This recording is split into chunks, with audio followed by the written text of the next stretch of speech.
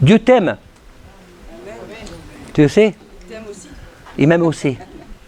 Ça peut être une parole prophétique pour quelqu'un, une parole à propos. Les paroles à propos qui viennent de Dieu ne sont pas toujours particulières, élaborées, compliquées. Dieu t'aime. Dieu t'aime. Sans condition. Sans condition. Et c'est pour ça que nous devons trouver le moyen. Ça ne marche pas? Ah voilà. C'est bon. C'est pour ça que nous devons trouver le moyen de puiser dans la paix du Seigneur. Puiser dans sa paix. Voilà. Nous vivons des temps où nous avons besoin de trouver le moyen d'être en paix, la paix intérieure. Vous ne croyez pas? Tout ce que nous entendons est très anxiogène. Peut-être que vous vous dites, moi je me dis, quel monde on va laisser à mes petits-enfants?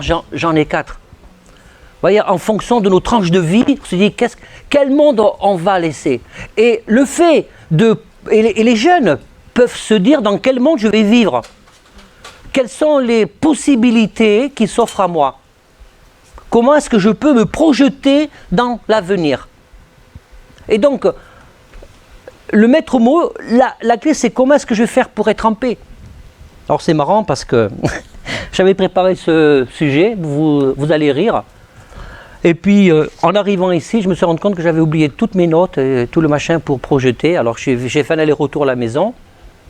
Alors, pour être en paix, c'était pas évident. Mais bon, je dis, Seigneur, ben, c'est pas grave. Si on commence 10 minutes en retard, on commencera 10 minutes en retard. Hein, voilà. Et c'est la meilleure façon aussi, par des raisonnements dans lesquels on peut relativiser. Ça peut être aussi un vecteur de rester en paix. Mais ce n'est pas le sujet de ce matin. Quand Jésus dit, vous connaissez ce passage, on le lira tout à l'heure, je vous laisse la paix. Je vous donne ma paix. C'est très explicite ça. En fait, quand Jésus dit je vous laisse la paix, pas une paix parmi tant d'autres, la paix, la vraie. Et quand il dit je vous donne ma paix, il ne dit pas prenez ma paix, il ne dit pas recherchez ma paix. On peut rechercher la présence du Seigneur, on peut rechercher beaucoup de choses dans la foi, mais là, en l'espèce, il dit je vous donne ma paix. En fait, quand Jésus parle comme ça, il dit quoi? Quand il dit « je vous donne ma paix », il dit « la paix c'est moi ». Et je vous la donne.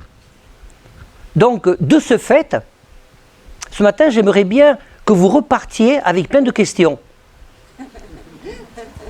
Peut-être vous attendez à des réponses, mais avec des questions dans le bon sens du terme, pour que nous puissions, je dis vous, mais c'est nous aussi, pour que nous puissions réfléchir, nous re-questionner. C'est important de se re-questionner. Parce que si nous n'avions pas la nécessité de nous re-questionner, ce n'est même pas la peine de lire la Bible. Encore moins de lire des passages que nous sommes censés connaître. Et si ce n'est pas le cas, à ce moment-là, la Bible ne serait pas la parole de Dieu. La parole de Dieu, elle est profonde ou pas? Est-ce que vous avez sondé, pour ceux qui vivent avec le Seigneur depuis 20, 30, 40 ans, est-ce que vous pouvez dire aujourd'hui, c'est bon, j'y suis arrivé, j'ai sondé la parole? Non. Même si Dieu me prête vie, j'ai 55 ans, ça fait 20 ans que je prêche l'évangile, un peu plus, allez, 25 ans de plus, ça fera 50 ans. Si je prêche l'évangile pendant 50 ans, si j'ai toujours la forme, je pense que ça va le faire, j'aurais pas fait le tour. Même, je suis sûr, en relisant des passages simples des évangiles, des histoires de Jésus simples, que l'on dit pour évangéliser, on n'aura pas fait le tour encore. Alors, la question qu'on peut se poser quand Jésus dit « je te donne la paix », est-ce que je ne perds pas mon temps à demander quelque chose pour rien? Pouvons-nous obtenir quelque chose que Dieu nous a déjà donné? Pouvons-nous demander quelque chose qu'en fait, qui est déjà en nous? Et la question n'est pas de demander la paix du Seigneur, puisque Jésus dit « il nous l'a donné ». La vraie question, c'est de savoir comment est-ce que je vais pouvoir la puiser en moi. Et quels sont les obstacles qui peuvent potentiellement m'empêcher de puiser la paix en moi. Qu'est-ce qui s'est passé dans ma vie ou dans ta vie qui fait que tu n'arrives plus à rentrer dans cette paix que le Seigneur est... Alors, est-ce que Jésus ment? Jésus dit, je te donne ma paix. Évidemment, il s'adresse à des gens qui, à un moment donné de leur vie, ont fait une expérience avec le Seigneur. C'est ce qu'on appelle rencontrer Jésus. Prendre conscience que j'ai besoin d'appeler Jésus dans ma vie. J'ai besoin de lui donner ma vie. Et la présence du Saint-Esprit en nous, la présence de Christ à travers le Saint-Esprit en nous fait que, de facto, Dieu nous a donné sa paix. Et si nous demandons, malgré la présence de Jésus, bien que, c'est mieux de dire bien que malgré que, bien que je suis censé être habité par Jésus-Christ, il m'accompagne tous les jours, et que j'ai encore ce besoin de demander la paix, si nous demandons la paix, est-ce que ça ne serait pas plutôt autre chose que nous demandons, ou peut-être mal formulé? Ou est-ce qu'il ne s'agirait pas d'un autre aspect de la paix qu'on n'a pas encore identifié? Et pourquoi Jésus affirme qu'il est notre paix? Pourquoi Jésus dit « je te donne ma paix ». Si vous voyez quelqu'un énervé, on va lui dire quoi? Énerve-toi plus, vas-y, chauffe. On va lui dire quoi? Calme. Voilà, on dit le contraire. Donc si Jésus donne la paix, c'est parce qu'il sait qu'à cause de notre chair, quand la Bible parle de la chair, je m'adresse aussi à ceux qui ne connaissent pas trop, quand la Bible parle de la chair, il parle de tous nos sentiments humains, de tout ce qui est contraire à ce que Dieu veut nous faire vivre. Donc quand Jésus dit « je vous donne ma paix », c'est parce qu'il sait très bien que nous sommes naturellement plus enclins à aller vers la direction opposée à la paix que vers la direction vraiment de la paix que Jésus veut nous faire vivre. Pour ça, il dit « je vous donne ma paix ». Parce qu'aussi, Jésus veut nous apprendre, quand Jésus dit la vérité, il veut nous apprendre à vivre notre vie. Non pas à la subir, ni à survivre. Malheureusement, aujourd'hui, à cause de divers drames, de diverses blessures que les gens ont reçues dans leur vie, que ce soit depuis la tendre enfance, depuis la jeunesse, depuis peu importe le moment clé de la vie où tu as reçu une blessure, ce que le Seigneur Jésus veut, c'est te faire vraiment connaître. Il veut se faire connaître à ta vie. Ou il veut ce matin renouveler sa présence en toi. Et ce que Jésus veut, c'est que Jésus sait que nous sommes enclins à vivre des difficultés. Ça, c'est la réalité de la vie. C'est aussi la réalité de l'Évangile. Et voyez, le contraire de la paix, vous prenez le dictionnaire, je vais vous le lire, c'est agacement. Peut-être qu'on peut tous se reconnaître dans ces mots que je vais prononcer. Agacement, angoisse, anxiété, être anxieux, ça peut être un trait de caractère. Et parfois, nous pouvons avoir des traits de caractère qui ne favorisent pas l'éclosion, l'émergence de la paix que Christ nous a donnée. Si tu as Christ dans ta vie, tu as sa paix. Le désarroi, l'inquiétude, la préoccupation, le souci, le tourment, les tracasseries. Ce matin, j'en ai eu une tracasserie, ce n'était pas un gros problème. Voilà. Et tout ça, si nous ne prenons pas garde, bien cette paix de Jésus qui est en nous, elle aura beaucoup de mal, ça sera comme une chape de plomb à éclore. Voilà. Alors je vais vous lire dans Jean 14, 27, ce fameux « Je vous laisse ma paix ». Je vous laisse la paix. Je vous donne ma paix. Je ne la donne pas comme le monde donne. Et quand la Bible parle du monde, il parle des gens qui vivent sans Dieu, des gens qui ont élaboré des critères de vie sans le Seigneur. Que votre cœur ne se trouble point et ne s'alarme point. Voilà pourquoi Jésus veut nous donner sa paix. Voilà pourquoi Jésus veut te donner sa paix s'il n'est pas encore entré dans ta vie. Voilà pourquoi Jésus veut nous faire prendre conscience que nous avons la paix en lui. Et nous allons voir quels sont les obstacles qui nous empêchent de vivre cette paix qui est là en fait. Je ne suis pas en train de dire la solution est en toi. La solution est en Christ, mais Christ est en toi. C'est différent. Voilà. Et là, on peut dire vraiment Amen de tout notre cœur. Et c'est pour ça que votre cœur ne se trouble point. Parce que Jésus sait, déjà à son époque, et il sait très bien que dans l'avenir, surtout dans le siècle dans lequel nous vivons, parce que cette parole, elle est pour nous, elle est pour toi, elle est pour moi. Il sait que nous sommes toujours enclins à vivre des situations où on peut être troublé, où on peut s'alarmer, où on peut s'inquiéter. Alors Jésus nous dit cette parole pleine d'espoir, cette parole puissante. Voilà, ne t'inquiète pas. Et quand Jésus dit la vérité, la Bible dit que la vérité nous affranchit. Elle nous rend libres, elle ne nous rend pas prisonniers de nos propres sentiments, de nos propres raisonnements. Elle nous rend libres, elle nous explique la réalité. Voilà. Je vais vous lire différentes traductions parce que ça donne des éléments. Vous voyez, dans la Louis II, là c'est pareil, je vous donne la paix, je vous donne ma paix, je ne donne pas comme le monde donne, que votre cœur ne se trouble point et ne s'alarme point. Et dans la Semeur, il y a un petit truc en plus, je pars. Et c'était ça, mais le sujet. C'est parce que Jésus venait d'annoncer qu'il partait, qu'il allait partir. Je pars. Voilà. Et c'est pourquoi ne soyez pas troublés, n'ayez de crainte dans votre cœur. Il dit, je vous laisse la paix, je vous donne ma paix. Et à la fin, c'est un peu différent, que votre cœur ne se trouble pas et ne se laisse pas effrayer. Que ton cœur ne se laisse pas effrayer. Veille sur ton cœur. Ne te laisse pas faire par les circonstances. La traduction Martin dit, je vous laisse la paix, je vous donne ma paix, je ne vous la donne pas comme le monde la donne, que votre cœur ne soit point agité ni craintif. Ah, c'est terrible ça, avoir la crainte. Voilà. Et parfois, on a la crainte de beaucoup de choses et on l'interprète comme de la peur. Et parfois, on interprète notre peur comme de la crainte.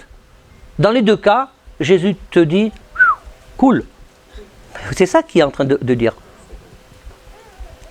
Que ton cœur ne soit pas agité. Je te donne. Jésus, là, est en train de nous dire les raisons pour lesquelles, pour Jésus, il est indispensable de mettre sa paix dans nos vies et que nous puissions la vivre. Dans la Darby, il dit, je vous laisse la paix, je vous donne ma paix, je ne la donne pas comme le monde donne, que votre cœur ne soit pas troublé ni craintif. Ça, c'était la même chose à peu près. Je vous laisse la paix, je vous donne la paix, je ne vous donne pas comme le monde donne, que votre cœur ne se trouble point et ne craigne point. Voilà. Alors, la définition de la paix, vous voyez, c'est le mot Eren, la définition de la paix.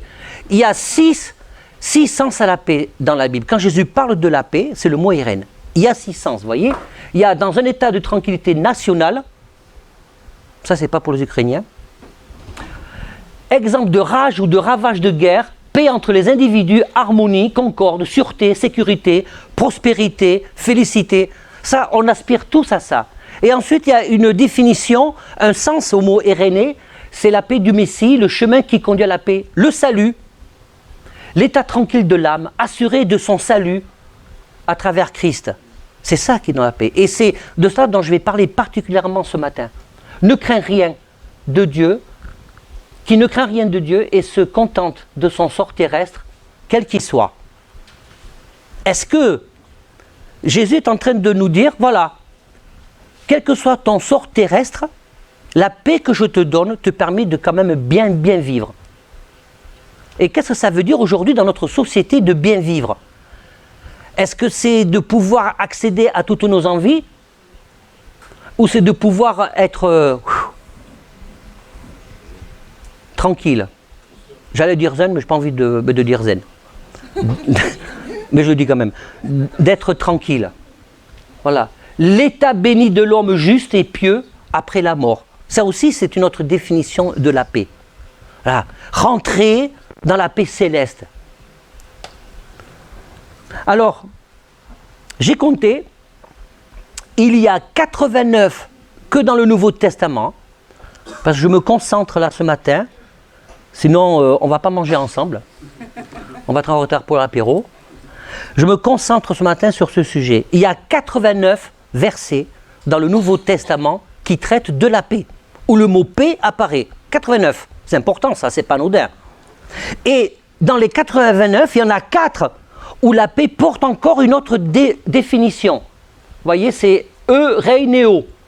Ça veut dire faire la paix, cultiver ou rester en paix, en harmonie, être en paix, vivre en paix. Vous voyez, j'ai été sympa avec vous ce matin. Je ne vous ai pas balancé les 89 versets sur le tableau. Je vous ai juste dit, voilà, je vous ai mis les 4 versets qui sont différents, qui expriment la paix dans ce sens-là. Vous voyez, Marc 9, 50, le sel est une bonne chose, mais si le sel devient sans saveur, avec quoi l'assaisonnez-vous? Ayez du sel en vous-même et soyez en paix les uns avec les autres. Voilà. La présence de Dieu en nous théoriquement, doit nous conduire à rechercher la paix avec les autres. Alors ça c'est bien parce que ce verset, il équilibre bien. Romains 12, 18. S'il est possible, autant que ça dépend de vous, soyez en paix avec tous les hommes. Ça c'est dans le cadre de la relation interpersonnelle. S'il est possible, ça veut dire qu'en ayant la paix de Jésus en nous, il y a des moments dans la vie ou des situations qui peuvent durer où je ne peux pas être en paix avec quelqu'un parce que cette personne me cherche. Et on a envie de dire quoi, tu me cherches là? Cette personne nous veut du mal. Cette personne veut nous pousser à bout. Alors je sais que vous êtes des gens bien, que vous ne laissez en aucun cas pousser à bout. Si j'étais à Bayonne, on aurait dit que nous sommes tous des gens bons.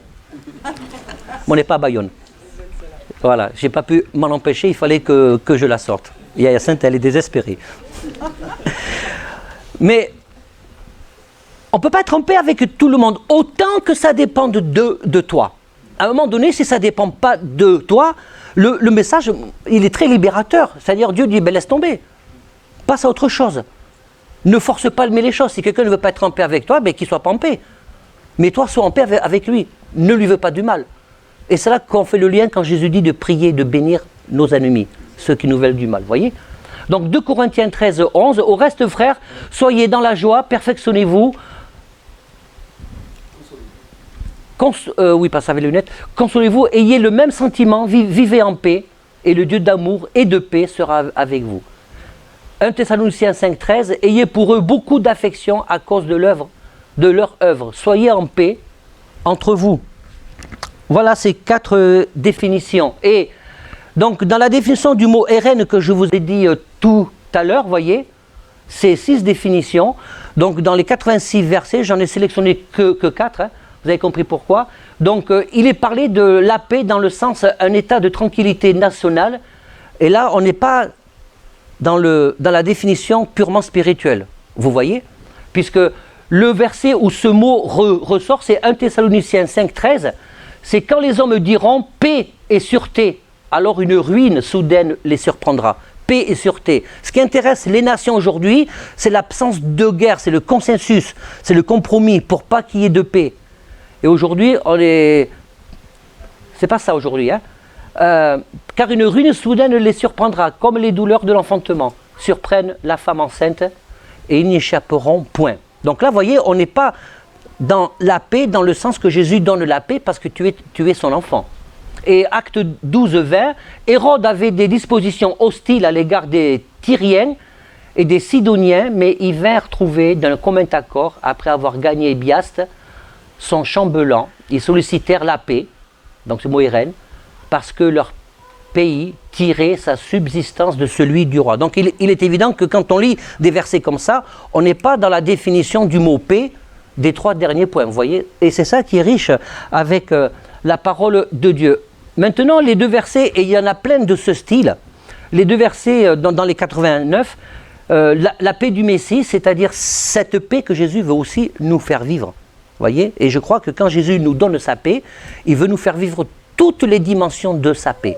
Mais à défaut de vivre une paix, on va dire, plus relationnelle, plus humaine, où il n'y a pas de guerre, où il n'y a pas de conflit, ben, ce qu'il y a de chouette et de riche, c'est que la paix de Jésus ne se limite pas à une absence de conflit.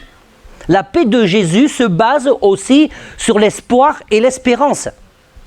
Parce que quand je vis des situations difficiles, eh bien, ce qui permet de me raccrocher, c'est « Seigneur, un jour je serai dans ta paix éternelle, l'état béni de l'homme juste et pieux après la mort. » J'ai cette paix, le chemin qui conduit au salut, l'état tranquille de l'âme, assuré de son salut. Je suis sûr de mon salut. Et j'ai eu l'occasion de le dire plusieurs fois. Je sais qu'un jour, mes yeux verront Jésus. Je n'ai pas envie de mourir, hein. Mais je sais qu'un jour, mes yeux verront Jésus. Je veux profiter de la vie, la croquer à pleines dents, profiter de mes petits-enfants, de mes enfants, de ma femme, mais j'ai cette espérance. Et c'est ça qui met du boost. Hein? Et donc là, vous voyez que le Dieu de paix, donc c'est Eren, que le Dieu de Eren vous sanctifie lui-même tout entier, et que tout votre être, l'esprit, l'âme et le corps soient conservés irrépréhensibles lors de l'avènement de notre Seigneur Jésus-Christ. Voilà, et c'est ça la paix. Je sais qu'un jour, de toute façon, ça finira, que ce soit de mon vivant. Voyez le verset qu'on a lu avant. L'indication que Jésus donne, c'est vrai que le temps de Dieu n'est pas le nôtre, d'accord? La Bible dit un jour est comme 1000 ans, est comme.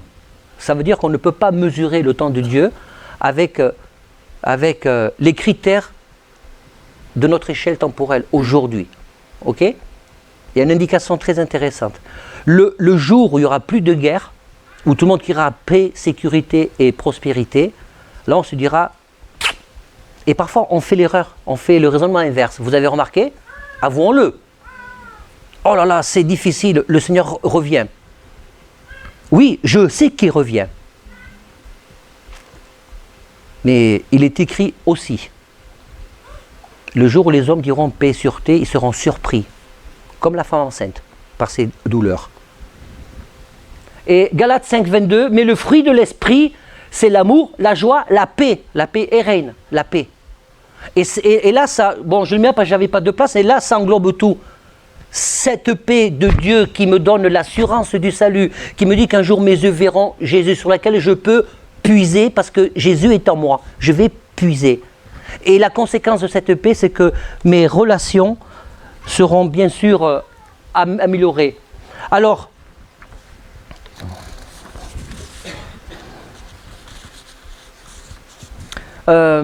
les thèmes clés du chapitre Jean, quand on lit je lis juste un petit verset, mais vous voyez, c'est important de le resituer dans son contexte. Hein. Les thèmes clés qui ressortent du chapitre Jean, que j'ai relevé, à mon sens, quand on lit le chapitre entier, parce qu'on a lu Jean 14, 27, c'est « Ne sois pas troublé », c'est Jésus qui parle, de croire en lui, qui nous prépare une place au ciel, parce qu'il est question de l'éternité, de l'après, de la vie après la mort. Il revient bientôt nous chercher pour être avec lui. Il est le seul chemin, la vérité et la vie. Je ne peux pas développer la paix du Seigneur en moi si je ne prends pas conscience que Jésus est vraiment le seul chemin, la vérité, la vie. Et que nul ne vient au Père, nul n'accède à la connaissance de Dieu si ce n'est de passer par Jésus, parce que c'est lui qui est mort à la croix, qui a souffert. Donc Dieu répond aux prières au nom de Jésus. Garder ses commandements et les pratiquer par amour pour lui, la promesse du Saint-Esprit consolateur. C'est ça qui ressort du chapitre 14. Et c'est dans ce cadre-là que Jésus a dit « Je te donne ma paix ». Pour toutes ces raisons-là, pour que tu puisses vivre toutes ces raisons-là, je te donne ma paix. Et moi j'aime bien celle-là, garder ses commandements et les pratiquer par amour pour lui.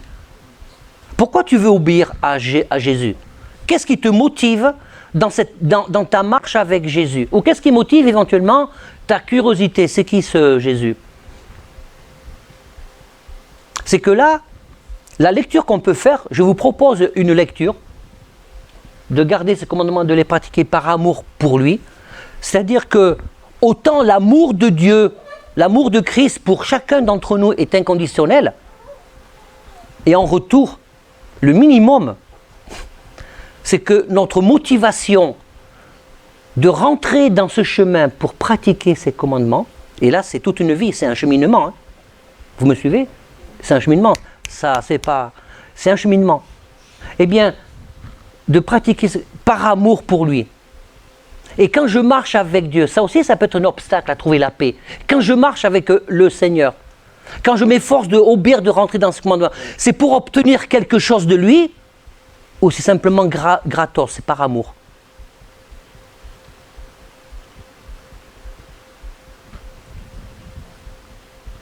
C'est difficile ça. Soyons honnêtes. Je ne demande pas de répondre. D'habitude, je fais des petits sondages. Quand je cherche à obéir, quand nous cherchons à obéir au Seigneur, c'est quoi l'intention derrière? Quelle est la véritable motivation? C'est parce que je cherche, je me dis quelque part, Seigneur, je t'obéis, donc j'espère que je vais obtenir quelque chose, ou simplement je t'obéis par amour. C'est toi le maître, c'est toi qui décides. Parce que vous voyez, il y a là il y a une logique. Si j'obéis, si je cherche à pratiquer les commandements de Jésus par amour, il y a comme, comment je veux dire ça, comme une machine qui se met en route, voyez, et ça va devenir une évidence. Voilà. Tout comme l'eau qui mouille, le feu qui brûle. Ça va devenir une évidence. Comme je fais les choses par amour pour lui, eh bien, je rentre dans l'approbation de Dieu. Et ce qui en découle, c'est la bénédiction. Vous voyez, c'est différent. C'est tout à fait différent.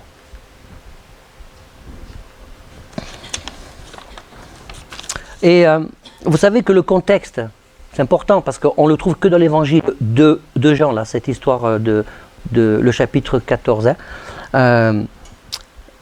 Jésus prononce ces paroles-là, dans ce qu'on a lu, tout le chapitre 14, il était à la fin de sa vie terrestre, d'accord? Et à partir du chapitre 12 de Jean, à partir de l'entrée de Jérusalem, avant la Pâque, Jésus est avec ses disciples et commence à leur annoncer sa mort.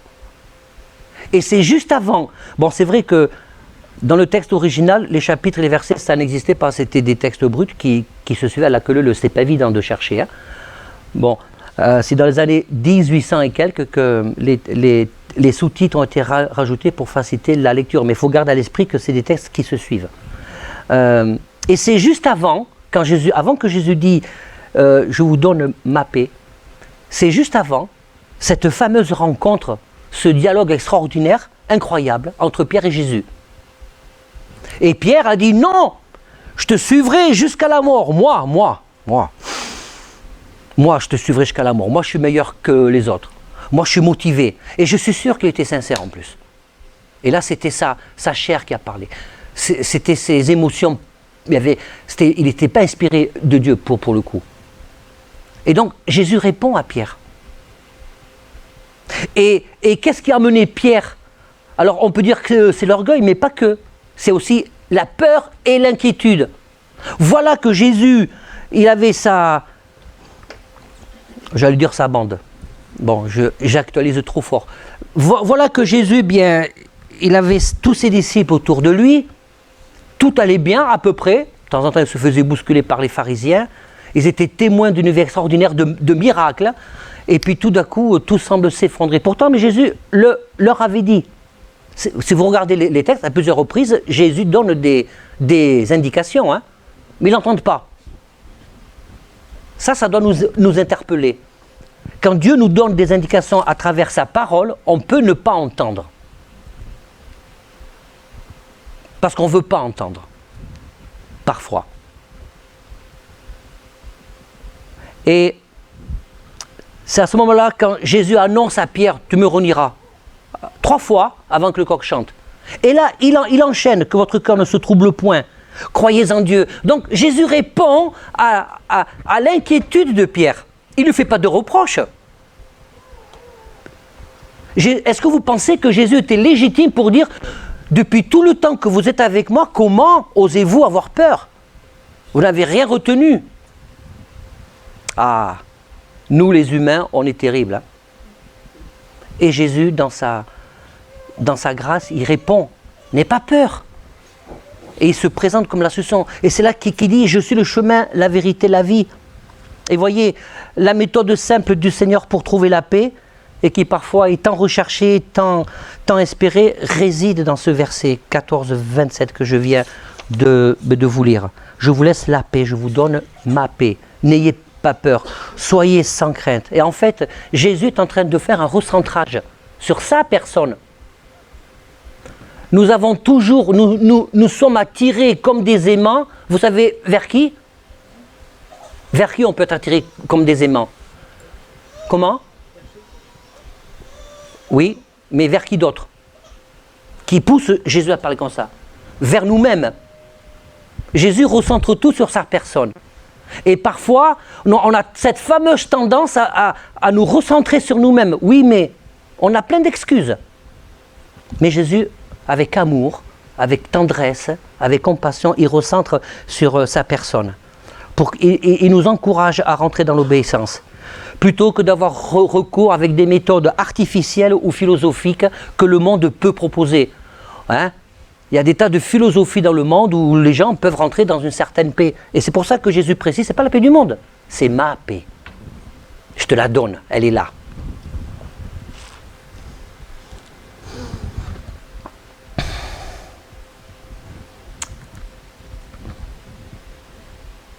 Et Philippiens 4, versets 4 à 8, réjouissez-vous toujours dans le Seigneur. Vous voyez, j'ai mis en rouge et surligné en jaune ce que je voulais faire ressortir du texte.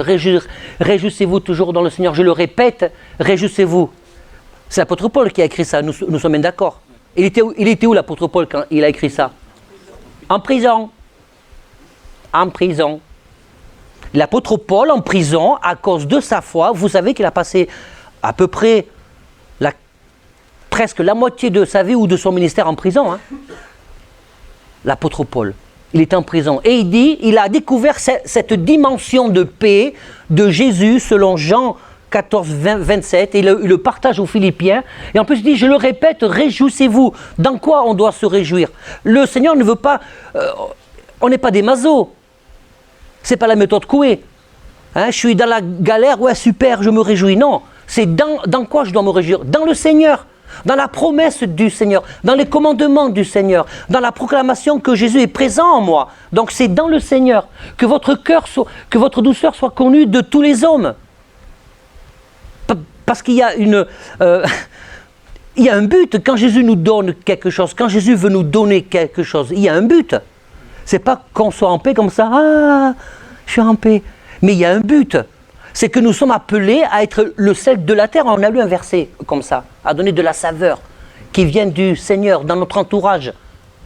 Et si je me rends compte, et si le Seigneur te fait comprendre ce matin que tu manques de saveur, ne dis pas, vraiment, dis Seigneur, pardon, je reviens à toi. Ne vous inquiétez de rien, mais en toute chose, faites connaître vos besoins à Dieu par des prières et des supplications. Voilà le chemin aussi, par des prières et des supplications, avec action de grâce et la paix de Dieu qui surpasse toute intelligence, gardera vos cœurs et vos pensées pour que tu sois bien dans ta vie, que tu sois, en Jésus. Voilà. Je dois garder les pensées de mon cœur, me concentrer sur Jésus. Parce que Jésus veut qu'on se recentre sur lui. Et si je me recentre sur lui, je vais avoir moins de difficultés à chercher cette paix qui est là. Parce que vous voyez les difficultés de la vie, et peut-être que quelqu'un se pose la question ce matin, mais c'est bien beau tout ça, mais j'arrive pas. C'est là qu'il y a l'intérêt, voyez, qui gardera vos cœurs et vos pensées. Jésus sait très bien que notre humanité, nous n'avons pas toujours ce réflexe inné. Dès que j'ai un souci, un tracas, eh bien, au lieu de le déposer comme ça rapidement au pied de la croix pour que je puisse rentrer dans cette paix que Jésus, qui est en moi déjà, eh bien, ça s'entasse et ça se couvre. Et ça devient comme un millefeuille. Et la paix, la paix du Seigneur, au lieu qu'elle soit au-dessus, pour que je puisse vivre et en profiter, eh bien, elle est cachée par tous les tracas, par tous les soucis de la vie. Pour ça, Jésus dit, n'ayez pas peur. Voilà. Et au reste, frères, que tout ce qui est vrai, tout ce qui est honorable, tout ce qui est juste, tout ce qui est pur, tout ce qui est aimable, tout ce qui mérite l'approbation, tout ce qui est vertueux, digne de louange, soit l'objet de vos pensées. Ça, c'est un critère aussi qui facilite l'éclosion de la paix. Comment est-ce que, si je demande à la paix au Seigneur et qu'en fait, je ne me soucie pas dans mes pensées de vivre tout ce qui est aimable, tout ce qui mérite l'approbation, tout ce qui est vertueux et digne de louange, que si tout ça, je ne fais pas en sorte à ce que ça devienne l'objet de mes pensées, ça va être vraiment compliqué de vivre cette paix qui est là. Parce que si je fais le contraire à partir du verset 8, c'est comme si je mettais une chape sur cette paix que le Seigneur a mis dans ta vie, dans nos vies. Ce que vous avez appris et reçu de moi et ce que vous avez vu en moi, pratiquez-le et le Dieu de paix sera avec vous. Voilà. Vous savez, il y a, ce verset nous a parlé de la prière. Prier. Voilà. Vous savez combien il y a de versets dans le Nouveau Testament où le mot prier est mentionné, le verbe prier, P-R-I-E-R. 92 fois. C'est fou ça. Il y a 92 versets dans le mot testament où le mot prier, de différentes façons, une injonction, un encouragement, un ordre, un commandement, c'est mentionné, il y a 92 versets. Et le mot prière, il y en a 71. Donc 92 plus 71, 163. Donc entre prier ou prière, il y a 163 versets. Ça fait beaucoup quand même là. Là, ça fait beaucoup. 163 versets qui nous parlent de la prière. Donc c'est un sujet éminemment important, essentiel. Et c'est un outil que Dieu met à notre disposition, cette liberté de nous approcher au trône de la grâce pour vivre cette paix, pour demander au Seigneur. Il y a des tas de versets dans ces 163 versets où il est très clairement, supplie le Seigneur, persévère dans la prière. Prie en tout temps. Il n'y a pas de lieu particulier. C'est-à-dire, prie en tout temps, c'est-à-dire que, est-ce que tu as besoin d'être dans une position spirituelle particulière pour dire « Ah, je le sens, je vais prier ». Le prier en tout temps, est-ce qu'on se pose la question « Je vais manger ». C'est un réflexe, ça devient un automatisme. Et dans ces 163 versets, quand on les lit, Dieu veut nous emmener à cet automatisme. Attention, je ne dis pas cette religiosité. Hein? C'est dans cette relation à cet automatisme. Et beaucoup de versets, pour trouver la paix, qui sont liés à la prière, il y a cette notion de persévérance. Vous savez, quand il y a cette notion de persévérance, il y a cette notion de temps. Beaucoup de versets qui sont liés à la paix, il y a cette notion d'espérance. Il y a cette notion de temps. Beaucoup de versets qui sont liés à la paix, il y a aussi cette notion d'immédiateté. Il y a tout, on trouve tout le panel. Je prie, Dieu agit là maintenant. Amen, alléluia. Mais ce n'est pas toujours comme ça la réalité. Parce que Dieu a des choses à nous apprendre.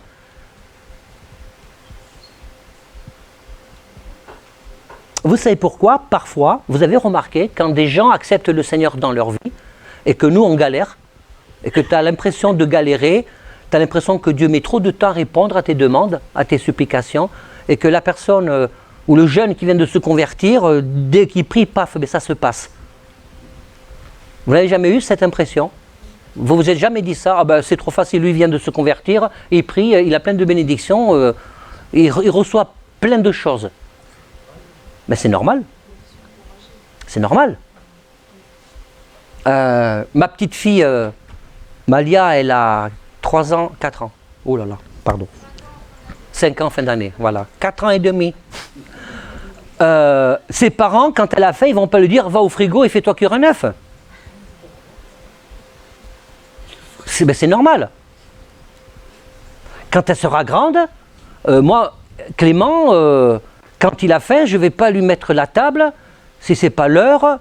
Il a faim, il a la liberté, s'il veut goûter ou manger après l'heure, il se débrouille, il ouvre le frigo et il se sert, il se nourrit. Donc quand nous marchons, il y a cette notion spirituelle, puisque nous sommes des enfants de Dieu, et Dieu est notre Père. Il y a cette notion spirituelle que Dieu veut vous faire comprendre. Nourris-toi, va dans le frigo, ouvre la porte et rentre dans ma paix. Elle est là. Voyez? Et on est parfois un peu paresseux de faire ça, non? Rentre dans ma paix, prends. Il y a des choses que nous devons prendre, il y a des choses que nous devons puiser tout à nouveau qui sont là, mais on a du mal à ouvrir. Ou on ne veut pas casser le millefeuille.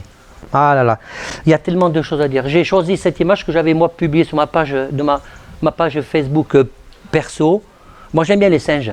C'est des animaux très très intéressants.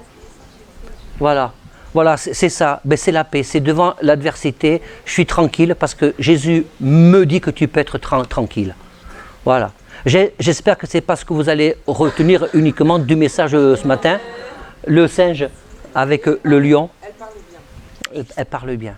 C'est ça que Jésus veut nous faire vivre. Et vraiment, ça vaut tout l'or du monde. Peut-être, vous savez que là, Dieu nous fait grâce parce que Dieu aimerait, je pense, dans l'idéal, que l'on réponde oui de suite. C'est bon Seigneur, j'ai compris, je rentre dedans. Mais ça ne se passe pas toujours comme ça. Parce que nous avons besoin de dépoussiérer ce que nous avons laissé accumuler et qu'on ne voit pas. Et qu'on ne voit pas. Ça vous arrive de faire la poussière aux meubles chez vous et souvent on fait la poussière. Je dis parce que j'ai fait la poussière il n'y a pas longtemps chez moi. Hyacinthe, elle va apprendre un truc là. J'ai fait la poussière à tout ce qui était à ma hauteur. J'ai vu. Ah. Bon d'accord, bon, ça va. Et dans un petit meuble blanc là, voilà, il fait comme ça. Quand j'ai levé les yeux, ça faisait longtemps. Hein.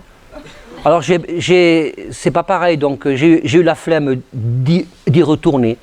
Je l'ai vu, il y a la poussière. Il y a pas le... Toi aussi. Ouais, ben, on est mal barré. Donc, voyez, et on peut voir la poussière et avoir la flemme. Puis bon, voilà. Des fois, il y a trop de poussière, ouais.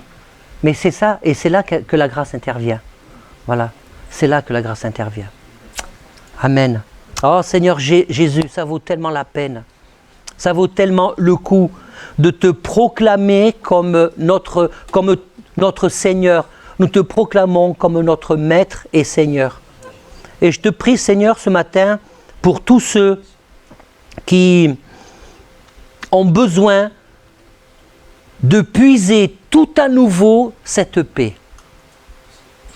Pour tous ceux qui ont besoin de changer de paradigme, de logiciel, de façon de parler.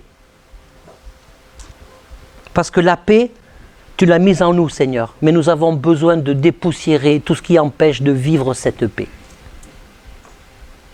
Et pardon, Seigneur, pour toutes les fois où on a pu éventuellement râler, être mécontent, et qu'on a oublié à cause de notre chair, à cause de nos imperfections. On a oublié de comprendre, on a oublié une partie de ta parole. Lorsque tu nous dis, je te donne ma paix. Et que tu attends qu'on la prenne vraiment. Seigneur, nous avons tellement besoin de ta paix, de vivre ta paix, de puiser au fond de nous, parce que tu es présent, nous sommes le temple du Saint-Esprit. Et dans le chapitre 14, tu nous parles de ce consolateur. Nous sommes le temple du Saint-Esprit. Amen. Gloire à toi, Jésus. Paix au nom de notre Seigneur, paix en son nom, à tout jamais nous chanterons sans fin dans ta paix, ô paix en toi, ô Dieu, ô paix. Au nom de notre Seigneur, paix en son nom, à tout jamais nous chanterons sans fin dans ta paix, ô paix à toi, ô Dieu. Nous voulons sa paix, nous voulons sa paix, nous voulons sa paix, nous voulons sa paix. Nous voulons sa paix, nous voulons sa paix, nous voulons sa paix, nous voulons sa paix. Nous voulons sa paix, nous voulons sa paix, nous voulons sa paix, nous avons sa paix, nous avons sa paix, nous avons sa paix, nous avons sa paix, nous avons sa paix. Nous avons sa paix, nous avons sa paix, nous avons sa paix, nous avons sa paix, nous avons sa paix, nous avons sa paix, nous avons sa paix, nous avons sa paix, ô paix, au nom de notre Seigneur. Et en son nom, à tout jamais, nous chanterons et sans fin dans la paix. Ô paix, à toi, ô Dieu. Que la paix soit sur vous.